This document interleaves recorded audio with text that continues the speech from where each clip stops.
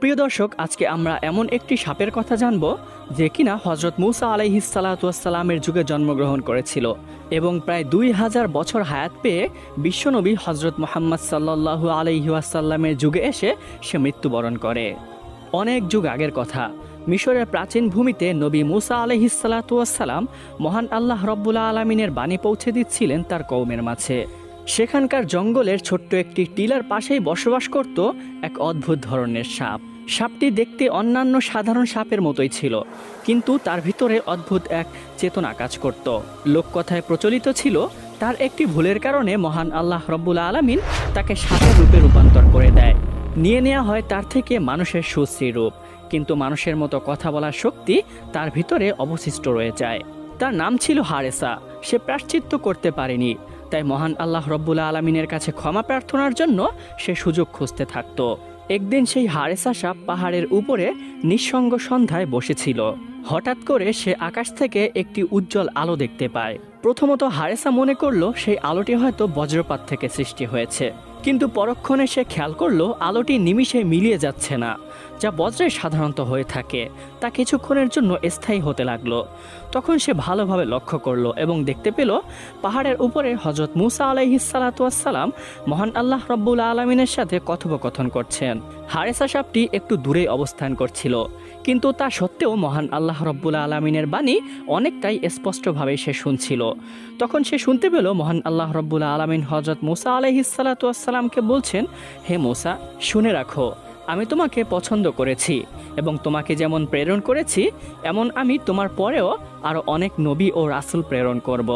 কিন্তু শেষ যুগে আমি একজন নবী প্রেরণ করব, যার নাম হবে আহমদ। তখন মূসা আলাইহিসসালাম মহান আল্লাহ রব্বুল আলামিনকে জিজ্ঞাসা করলেন, ইয়া রব্বুল আলামিন, আপনার নবী এবং তার উম্মতরা কেমন হবে? তখন মহান আল্লাহ রব্বুল আলামিন বললেন, সে হবে দয়া ও করুণার উৎস। সে কেবল মানুষের জন্য নয়, বরঞ্চ জিনজাতি এবং সমস্ত সৃষ্টিগুলোর জন্য সে হবে রহমত স্বরূপ। তার উম্মত আমল কম করবে, কিন্তু আমলের অপেক্ষায় তারা সওয়াব বেশি প্রাপ্তি হবে। সে আমার শেষ বাণী পবিত্র কোরআনে কারিম নিয়ে আসবে। এবং মহান আল্লাহ রব্বুল আলামিন আরও বললেন, সেই নবীর প্রতি যে ঈমান আনবে তাকে আমি মুক্তি দিব। তাকে যে ভালোবাসবে সেই ব্যক্তিকে আমিও ভালোবাসবো। গোপনে গোপনে এই মহা সংলাপটি শুনে হারেসা সাপটির মনে একটি আশার আলো জেগে উঠল। সে মনে মনে ভাবতে লাগলো, যেই নবীকে মহান আল্লাহ রব্বুল আলামিন এতটা ভালোবাসেন, সেই নবীর মুখ দিয়ে যদি আমি ক্ষমা প্রার্থনা করে দোয়া চাইতে পারি, তাহলে অবশ্যই মহান আল্লাহ রব্বুল আলামিন আমাকে ক্ষমা করে দিতে পারেন। পরের দিন সকালবেলায় মূসা আলাইহিসসালাম মাঠের প্রান্ত পথ দিয়ে কোথাও একটি হেঁটে যাচ্ছিলেন। হঠাৎ করে তিনি পিছন থেকে একটি শব্দ শুনতে পেলেন, ইয়া রাসূলুল্লাহ, একটু দাঁড়ান, আপনার সাথে আমার কিছু কথা আছে। আওয়াজটি শোনা মাত্রই মূসা আলাইহিসসালাম দাঁড়িয়ে গেলেন এবং পিছন ফিরে তিনি তাকালেন। তিনি উপরে উপরে তাকাচ্ছিলেন, যার কারণে তিনি কাউকে দেখতে পেলেন না। আওয়াজের উৎস খুঁজে না পেয়ে নবী মূসা আলাইহিসসালাম পুনরায় হাঁটা শুরু করলেন। পিছন থেকে আবারও ডাক আসলো, ইয়া রাসূলুল্লাহ, হে মূসা আলাইহিসসালাম, আমি হারেসা বলছি, আমি একটি সাপ, আপনি পিছন ফিরে দয়া করে নিচের দিকে তাকান। অতঃপর মূসা আলাইহিসসালাম আবারও দাঁড়িয়ে গেলেন এবং পিছন দিকে ফিরে তিনি নিচের দিকে তাকালেন। তখন তিনি দেখতে পেলেন একটি সাপ তাকে ডাকছে। তখন সেই হারেসা সাপটি মৃদু আওয়াজে কম্পিত কণ্ঠে বলতে লাগলো, ইয়া রাসূলুল্লাহ, হে আল্লাহর নবী, আমি আপনার কাছে একটি অনুরোধ নিয়ে এসেছি। আমি শুনেছি শেষ যুগে একজন নবী আসবেন, তার নাম হবে আহমদ এবং সে দুনিয়ার শেষ নবী হবেন। হে মূসা, আল্লাহর নবী, আমি তার সান্নিধ্য অর্জন করতে চাই।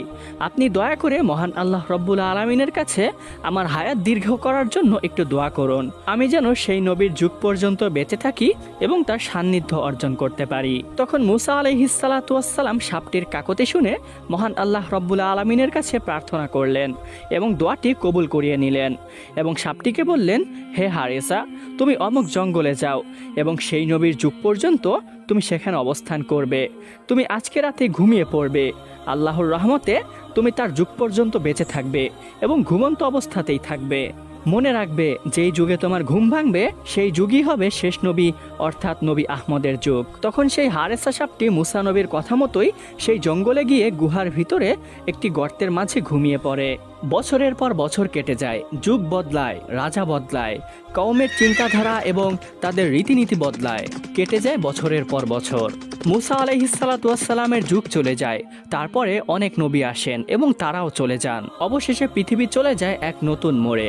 যুগ আবৃত করে নেয় এক সোনালী চাদরকে। এক মহান রজনীতে জন্ম নেন বিশ্বনবী হজরত মুহাম্মদ সাল্লাল্লাহু আলাইহি ওয়াসাল্লাম। এরপরে বিশ্বনবী ধীরে ধীরে বড় হতে থাকেন। তার শৈশব কৈশোরকাল পেরিয়ে তার যুবক বয়স পেরিয়ে তিনি নবুয়ত পান। ঠিক সেই সময় জঙ্গলের গভীরে থাকা সেই টিলার মধ্যে হারেসা নামক সেই ঘুমন্ত সাপটির ঘুম ভেঙে যায়। মনে হচ্ছিল কেউ যেন তাকে ডেকে তুলেছে। তার হৃদয় ভরে যায়, অন্তরে জেগে ওঠে এক অদ্ভুত অনুভূতি। তার প্রিয় নবী মুহাম্মদ সাল্লাল্লাহু আলাইহি ওয়াসাল্লাম দুনিয়াতে চলে এসেছে, কিন্তু সে জানে না প্রাণপ্রিয় সে রাসূল কোথায় থাকেন। শুধু এতটুকুই জানেন তিনি জন্ম নিবেন মক্কা নগরীতে। কিন্তু হারেসা সাপটি আর দেরি করল না, শুরু করলো দীর্ঘ এক যাত্রা। মরুভূমির উত্তপ্ত বালু পেরিয়ে পাহাড়ের ঢাল বেয়ে সে চলতে লাগলো। এভাবেই অবিরমত চলতে চলতে প্রায় 6 মাস পাড়ি দেওয়ার পরে তার কাঙ্ক্ষিত সেই আরবের মক্কা শহরে পৌঁছে যায়। ক্লান্ত, ক্ষীণ, হিমশীতল দেহ নিয়ে সে এক রাতে ঢুকে পড়ে মক্কার অলিগলিতে। সে শুধু জানতো নবীজি এখানে কোথাও রয়েছে, কিন্তু কোন স্থানে রয়েছে, কোন ঘরে রয়েছে তা হারেসা সাপটি জানতো না। ঘোর লাগা চাঁদের আলোয় সে খুঁজতে খুঁজতে পৌঁছে যায় আবু জাহেলের বাড়ির সামনে। অনাহারে সফর করতে করতে সাপটি অনেক ক্লান্ত হয়ে পড়ে, তাই আবু জাহেলের বাড়ির সামনে যখন পৌঁছায় সে আর চলতে পারে না। তখন সে বিশ্রামের সিদ্ধান্ত নেয় এবং সেখানেই ঘুমিয়ে পড়ে। পরের দিন সকালবেলা যখন আবু জাহেল ঘর থেকে বের হয়, তখন সে দেখতে পায় তার ঘরের সামনে একটি সাপ ঘুমিয়ে আছে। সে সাপটিকে দেখে প্রচণ্ড রেগে যায়। আবু জাহেল সাপটিকে আক্রমণাত্মক মনে করে সাপটিকে একটি লাঠি হাতে নিয়ে মারতে যায়। কিন্তু হঠাৎ করে ঘটে এক অদ্ভুত ঘটনা। হঠাৎ সাপটি কথা বলতে শুরু করে এবং বলতে থাকে, হে আল্লাহর বান্দা, আমার গায়ে কোনো আঘাত করো না। আমি এসেছি বিশ্বনবী হজরত মুহাম্মদ সাল্লাল্লাহু আলাইহি ওয়াসাল্লামের সাথে সাক্ষাৎ করতে। আমি মুসার যুগে জন্মগ্রহণ করেছি এবং তার দোয়া নিয়ে হায়াত পেয়ে আমি আজও বেঁচে আছি। আমি তার সাথে দেখা করে আমি এখান থেকে চলে যাব। আমি তোমার কোনো ক্ষতি করতে আসিনি, দয়া করে তুমি আমার কোনো ক্ষতি করো না। সাপটি কথা বলছে দেখে আবু জাহেল আশ্চর্য হয়ে যায়, কিন্তু মোহাম্মদের নাম শুনে সে রাগান্বিত হয়ে যায় এবং তেলে বেগুনে অগ্নিশর্মা হয়ে ওঠে। চিৎকার দিয়ে তার স্ত্রীকে ডেকে বলে, ওহে মুজালিদা, কোথায় তুমি? দেখো, মোহাম্মদ আমাকে মারার জন্য একটি সাপ পাঠিয়েছে। এটি একটি জাদুকরী সাপ যে মানুষের মতো কথাও বলতে পারে। তার স্ত্রী ঘর থেকে বের হয়ে দেখলো আসলে আবু জাহেল ঠিকই বলছে, সাপটি কথা বলতে পারে এবং সে মুখে মোহাম্মদ নবীর নাম নিচ্ছে। মুজালিদা একজন সৎ নারী ছিলেন। সে ইসলামের প্রতি পৃষ্ঠপোষণ না করলেও ইসলামের প্রতি যথাযথ শ্রদ্ধা রাখতেন, কিন্তু আবু জাহেলের জন্য সে মুখ দিয়ে কখনো শ্রদ্ধা প্রকাশ করতে পারতেন না। সে সাপটিকে মারতে নিষেধ করে, কিন্তু আবু জাহেল তার কোনো কথা না শুনে ক্ষিপ্ত হয়ে ওঠে এবং ক্ষিপ্ত কণ্ঠে বলতে থাকে, ওহে জাদুকরী সাপ, তোকে নিশ্চয়ই মোহাম্মদ পাঠিয়েছে আমাকে মারার জন্য। তোকে আর আমার হাত থেকে কেউ রক্ষা করতে পারবে না। আজকে আমি তোকে মেরেই ছাড়বো। এই বলে সাপটির গায়ে আঘাত করতে থাকে।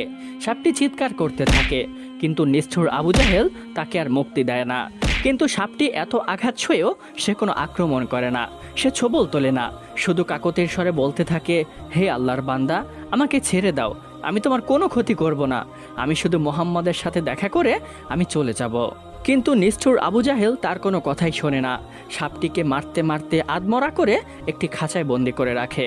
খাঁচায় বন্দি থাকা অবস্থায় সাপটি কান্না করতে থাকে এবং মহান আল্লাহ রব্বুল আলামিনের কাছে আর্তনাদ করতে থাকে, ইয়া রব্বুল আলামিন, আপনি আমাকে মৃত্যু দিন, আমার কোনো আফসোস নেই, কিন্তু মৃত্যুর আগে একবার হলেও আমি আপনার হাবিবের সাথে দেখা করতে চাই।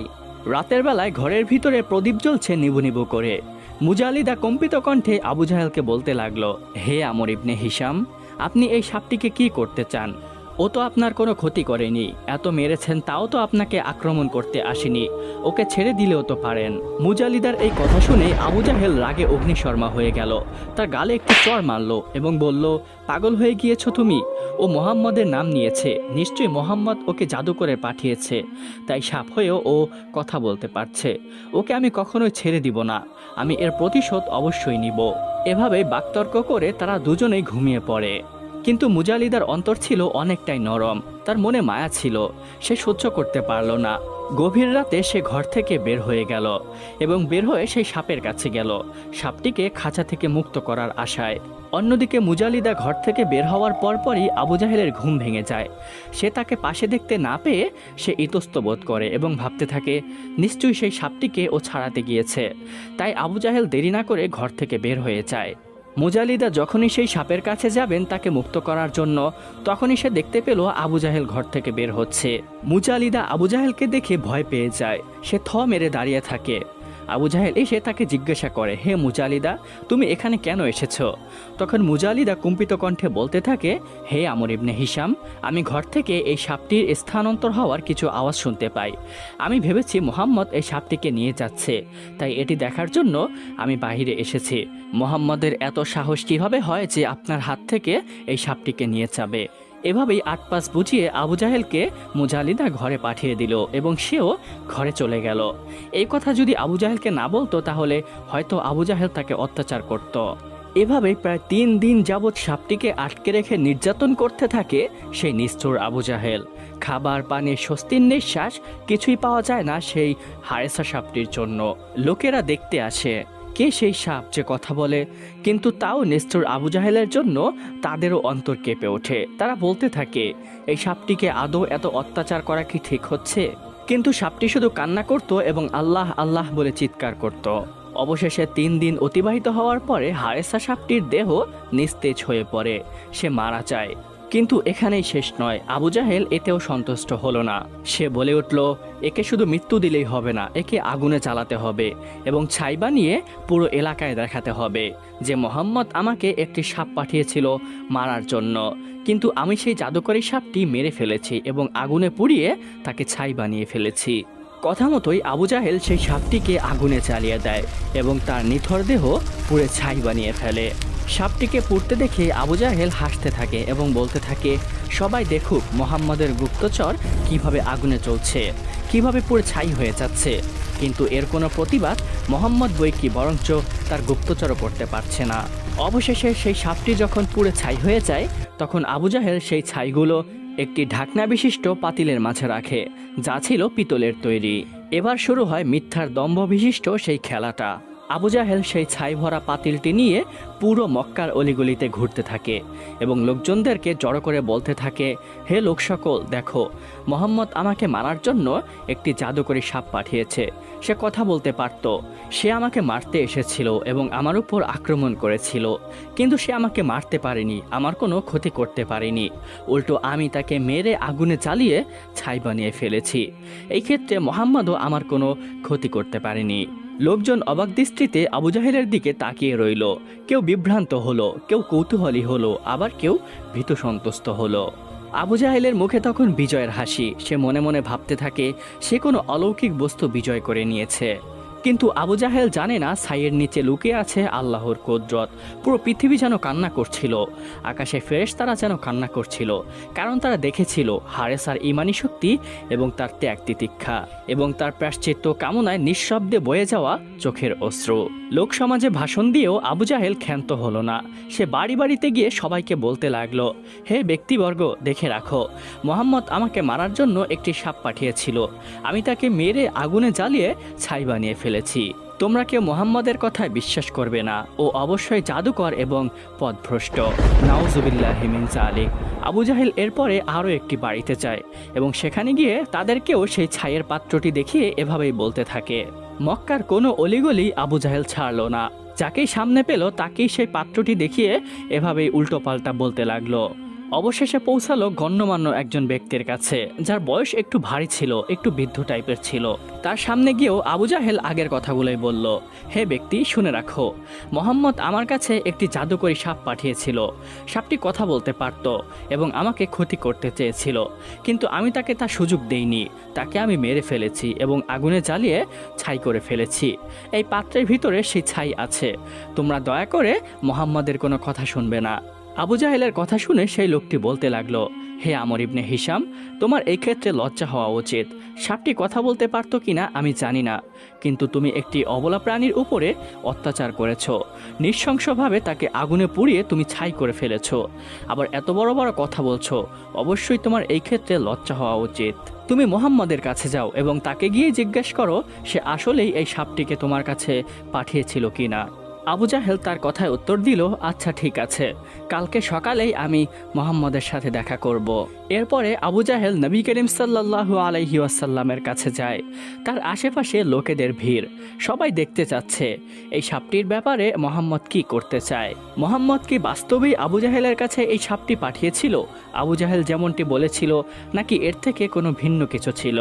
আবু জাহেল সবার সামনে দাঁড়িয়ে আছে। আবু জাহেলের সামনে দাঁড়িয়ে আছে নবী করিম সাল্লাল্লাহু আলাইহি ওয়াসাল্লাম, তার পিছনে দাঁড়িয়ে আছেন কিছু সংখ্যক সাহাবী। আবু জাহেল তখন জিজ্ঞাসা করলো, হে মোহাম্মদ, বলো তো আমার হাতে কি রয়েছে? তখন নবী করিম সাল্লাল্লাহু আলাইহি ওয়াসাল্লাম বলছেন, হে আমর ইবনে হিশাম, আপনার হাতে তো একটি পিতলের পাত্র রয়েছে যা লাল কাপড় দিয়ে ঢাকা রয়েছে, কিন্তু এর ভিতরে কি আছে সেটা আমি জানি না। তখন আবু জাহেল হেসে দিল এবং বলতে লাগলো, হে লোক সকল, সবাই দেখো, মোহাম্মদ অনেক সময় ভবিষ্যৎবাণী করে, ভবিষ্যতে এটা হবে, ভবিষ্যতে ওটা হবে, কিন্তু তার চোখের সামনে থাকা পাত্রটির মাঝে কি রয়েছে সে এটাই বলতে পারে না। তাহলে সে কিসের নবী? আমি তাকে বিশ্বাস করি না। আবু জাহেলের কথার প্রত্যুত্তরে নবী করিম সাল্লাল্লাহু আলাইহি ওয়াসাল্লাম বলে উঠলেন, হে আমর ইবনে হিশাম, আমি কোনো ভবিষ্যৎ বক্তা নই বা আগামীকালের বিষয়ে আমি কোনো জ্ঞান রাখি না। আল্লাহর পক্ষ থেকে আমাকে যা জানানো হয় আমি সেটাই আপনাদের মাঝে ব্যক্ত করি। আমি তার থেকে কিছু কমাইও না, কিছু বাড়াইও না, এবং নিজের থেকে আমি কিছু বলিও না। তখন আবু জাহেল আরও অট্টহাসি দিতে লাগলো এবং বলল, হে মোহাম্মদ, তুমি আমাদের মৃত্যুর পরের কথা বলো। মৃত্যুর পরে আমাদের নাকি জাহান্নামে যেতে হবে, হাসর নাসর হবে। তাহলে এই পাত্রর ভিতরে কি আছে সেটি বলে দেখাও। তুমি যদি বলতে পারো তাহলে আমি ঈমান নিয়ে আসব। আবু জাহেলের এই কথার পরে নবী করিম সাল্লাল্লাহু আলাইহি ওয়াসাল্লাম কিছুক্ষণ মাথা নিচু করে রাখলেন। এরপরে তিনি মাথা উঁচু করলেন এবং আকাশের দিকে তাকালেন। তারপরে তিনি প্রার্থনা করতে লাগলেন এবং বলতে লাগলেন, ইয়া রাব্বুল আলামিন, আপনি যদি চান মৃত্যুকে জীবিত করতে পারেন, আপনি যদি চান জীবিতকে মৃত্যু দান করতে পারেন। আপনার হুকুম ছাড়া কিছুই সম্ভব না। গাছের একটি পাতাও আপনার অনুমতি ছাড়া নড়ে না। এই পিতলের পাত্রের ভিতরে কি আছে আমি সেটা জানি না। দয়া করে আপনি এর ভিতরের বস্তুটির প্রাণ ফিরিয়ে দেন, যেন এই নিজে সাক্ষ্য দিতে পারে আল্লাহ এক, তার কোনো শরিক নেই। নবীজির এই প্রার্থনা করার সাথে সাথে ভিতর থেকে সাপটি কথা বলে উঠল এবং বলল, লাব্বাইক ইয়া রাসূলুল্লাহ, আল্লাহ ছাড়া কোনো মাবুদ নেই, আল্লাহু আকবার। এই কথা বলার সাথে সাথেই আবু জাহেল ভয় পেয়ে যায় এবং সেই পাত্রটি হাত থেকে ফেলে দেয়। সঙ্গে সঙ্গে তার মুখ খুলে যায় এবং সাপটি বের হয়ে আসে। তখন সাপটি নবীজিকে দেখে কান্না করে ফেলে। তার চোখের কোণে অশ্রু চিকচিক করতে থাকে এবং বলতে থাকে, ইয়া রাসূলুল্লাহ, আমি সাক্ষ্য দিচ্ছি আপনি আল্লাহ তাআলার বান্দা এবং তার রসূল। আল্লাহ এক, তার কোনো শরিক নেই। অন্যদিকে আবু জাহেল চিৎকার করে ওঠে এবং বলতে থাকে, হে মোহাম্মদ, এটা নিশ্চয়ই তোমার জাদু। পাত্রের ভিতরে এই সাপটি ছাই অবস্থায় ছিল, আমি নিজের হাতে একে আগুনে পুড়িয়েছি। নিশ্চয়ই তুমি জাদু করে একে ফিরিয়ে এনেছো। অবশ্যই তুমি একটি প্রকাশ্য জাদুকর। আবু জাহেলের কথার প্রতিউত্তর সাপটি নিজেই দিল এবং বলল, হে আমর ইবনে হিশাম, শুনে রাখো, আল্লাহ রাব্বুল আলামিন নিজেই আমার প্রাণ ফিরিয়ে দিয়েছেন। এই ক্ষেত্রে মুহাম্মদ সাল্লাল্লাহু আলাইহি ওয়াসাল্লামের কোনো হাত নেই। তিনি শুধু দোয়া করেছেন, অবশ্যই তিনি জাদুকরী নন। আশেপাশের লোকেরা চিৎকার দিয়ে উঠল এবং বলল, আল্লাহু আকবার, এটা নিশ্চয়ই কোনো জাদু নয়, এটা আল্লাহ রাব্বুল আলামিনের প্রকাশ্য কুদরত। তখন নবী করিম সাল্লাল্লাহু আলাইহি ওয়াসাল্লাম সাপটিকে জিজ্ঞাসা করেন, হে সাপ, তোমার নাম কি? তুমি কোথা থেকে এসেছো? আমার কাছেই বা তুমি কেন এসেছো? তখন সাপটি এক এক করে সবকিছু খুলে বলল, ইয়া রাসূলুল্লাহ, আমার নাম হারেসা। আমি হযরত মুসা আলাইহিস সালাতু ওয়াস সালামের যুগে জন্ম নিয়েছি। ইয়া রাসূলুল্লাহ, আমার একান্ত আকাঙ্ক্ষা আমি আপনার সান্নিধ্য লাভ করব এবং আপনাকে দিয়ে আমার জন্য মাগফিরতের দোয়া করাবো। তাই আমি মুসা আলাইহিস সালাতু ওয়াস সালামের কাছে হায়াত দীর্ঘ করার জন্য দোয়া প্রার্থনা করি এবং সেই আল্লাহর কাছে দোয়া করলে আল্লাহ আমার হায়াত দীর্ঘ করে দেন। আমি তার যুগ থেকে আপনার যুগ পর্যন্ত ঘুমন্ত অবস্থায় ছিলাম, কিন্তু মক্কায় আমার জানা ছিল না আপনি কোথায় বসবাস করেন, যার জন্য মক্কায় এসে আমি অনেক ঘোরাফেরা করি। অবশেষে আমি ক্লান্ত হয়ে পড়ি এবং এই ব্যক্তির বাড়ির সামনে ঘুমিয়ে পড়ি। এই ব্যক্তি যখনই আমাকে দেখতে পায় সে আমাকে মারতে আসে, কিন্তু আমি তাকে নিষেধ করি, আমি তার কাছে ক্ষমা প্রার্থনা করি। কিন্তু সে যখনই আমার মুখে আপনার নামটি শুনতে পায় সে আমার উপর আক্রমণাত্মক হয়ে ওঠে, আমাকে অনেক আঘাত করে, অনেক অত্যাচার করে, আমাকে খাঁচায় পর্যন্ত বন্দি করে রাখে। আমি তাকে বারবার বলি আমাকে ছেড়ে দিতে, অনেক কাকুতি করি, কিন্তু সে আমাকে আর ছাড়ে না। অবশেষে আমাকে মেরে আগুনে জ্বালিয়ে পুড়ে ছাই বানিয়ে দেয়। ইয়া রাসূলুল্লাহ, আমি তখনও তার কোনো ক্ষতি করিনি, কিন্তু এখন যেহেতু দ্বিতীয়বার আমি সুযোগ পেয়েছি, এখন আর আমি সুযোগ হাতছাড়া করব না। এবার আমি আর তাকে ছাড়ব না, আমি তাকে শেষ করে দিব। এই বলে হারেসা সাপটি আবু জাহেলের দিকে তেড়ে যায় তাকে ছোবল মারার জন্য। আবু জাহেল ভয়ে দৌড়াতে থাকে, কিন্তু নবী করিম সাল্লাল্লাহু আলাইহি ওয়াসাল্লাম পিছন থেকে সাপটিকে ডেকে বললেন, হে হারেসা, তুমি তাকে ক্ষমা করে দাও, তার কোনো ক্ষতি করো না। মানছি তোমার উপর অবশ্যই জুলুম এবং অত্যাচার করা হয়েছে, কিন্তু মনে রাখবে তুমি যদি কাউকে মাফ করো, ক্ষমা করে দাও, তাহলে নিশ্চয়ই মহান আল্লাহ রব্বুল আলামিন তোমাকেও ক্ষমা করবেন এবং তার বিনিময়ে তোমাকে উত্তম প্রতিদান দিবেন। নবীজির ডাক শুনে হারেসা সাপটি আর আগালো না, নবীজির কথায় সাড়া দিল এবং আবু জাহেলকে সে ক্ষমা করে দিল। পরক্ষণে সে আরেকটি আবদার করে বলল, ইয়া রাসূলুল্লাহ, আপনার কাছে আমার আরেকটি আবদার রয়েছে, দয়া করে মহান আল্লাহ রব্বুল আলামিনের কাছে একটু দোয়া করুন, সে যেন আমাকে মানুষ বানিয়ে দেয়। আমিও মানুষের মতো ইবাদত করতে চাই এবং আশরাফুল মাকলুকাত হয়ে আমিও সাক্ষ্য দিতে চাই এবং আখিরাতে আপনার সাথে জান্নাতে থাকতে চাই। এটা বলার পরে নবী করিম সাল্লাল্লাহু আলাইহি ওয়াসাল্লাম আল্লাহর কাছে সেই হারেসা সাপটির জন্য দোয়া করলেন এবং সাথে সাথেই সেই হারেসা সাপটি মানুষ হয়ে গেলেন। মানুষ হওয়ার পরে সে যতদিন বেঁচে ছিলেন ততদিনই নবী করিম সাল্লাল্লাহু আলাইহি ওয়াসাল্লামের খেদমতে ছিলেন। প্রিয় দর্শক, এই ছিল সেই হারেসা সাপের ঘটনা, যে মূসা আলাইহিসসালাতু ওয়াসসালামের যুগে জন্মগ্রহণ করেছিল এবং প্রায় 2000 বছর পর্যন্ত জীবিত থেকে নবী করিম সাল্লাল্লাহু আলাইহি ওয়াসাল্লামের যুগে মৃত্যুবরণ করেন। প্রিয় দর্শক, এই ঘটনাটি পবিত্র কুরআনে কারিমে বা কোনো সহিহ হাদিসের বর্ণনা সূত্রে পাওয়া যায় না, কিন্তু লোককথায় এবং কিছু গ্রহণযোগ্য ব্যক্তিবর্গের মুখে এই ঘটনাটি পাওয়া যায়। এই ঘটনাটি এক এক কিতাবে এক এক রকম করে উল্লেখ করা হয়েছে, আর এই ভিডিওতে ঘটনাটি নেওয়া হয়েছে খাসায়েসে আম্বিয়া নামক কিতাব থেকে।